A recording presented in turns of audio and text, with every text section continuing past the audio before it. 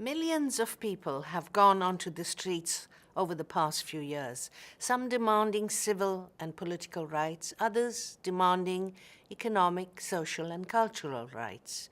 This groundswell is not simply a question of people demanding freedom to say what they think. They are asking for much more than that. They are asking for an end to a situation where governments simply decide what is best for their populations without even consulting them. They are asking for their right to participate fully in the important decisions and policies affecting their daily lives. They are only asking for what has been, for more than 60 years, rightfully theirs.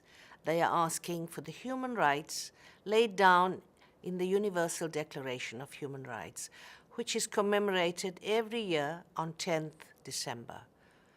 Every citizen shall have the right and the opportunity to take part in the conduct of public affairs, directly or through freely chosen representatives.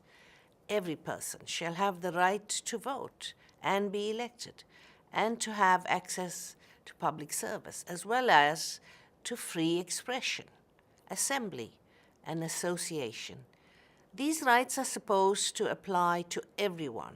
No one should be excluded from any one of them because they are female, belong to a minority, or worship a certain religion, or because they are gay, have a disability, have particular political beliefs, are migrants, or belong to a certain racial or ethnic group.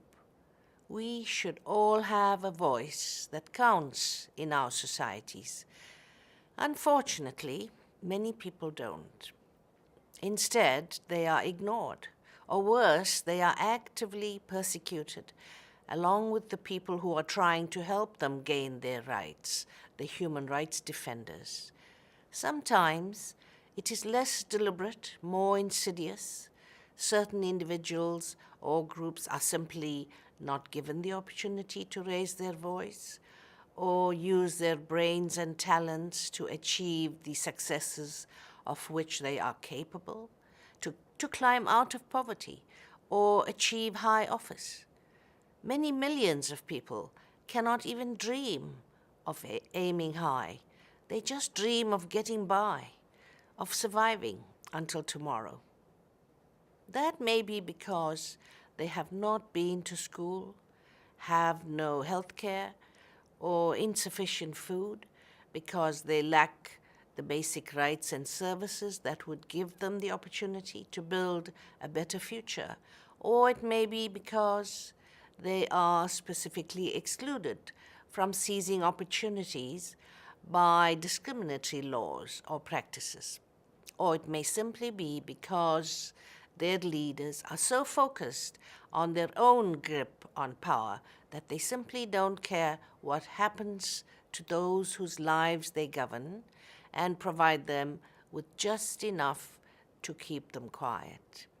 But in the past 2 years, people in many countries have raised the stakes and made it clear that just enough is no longer good enough.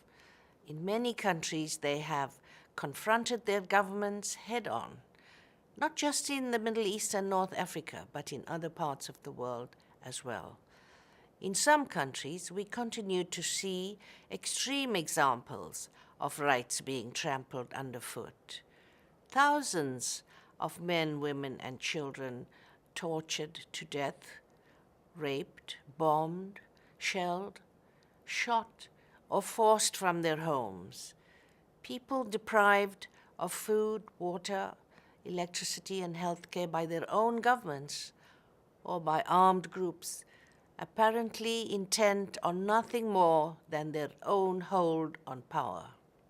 These are governments and non-state actors who continue to behave in a way that is the complete antithesis of everything we celebrate on Human Rights Day. Today, I salute all those who have suffered so much seeking what is rightfully theirs, and all those people in other countries who are also saying, We have a voice, we have our rights, and we want to participate in the way our societies and economies are run, because that is how it should be. Thank you.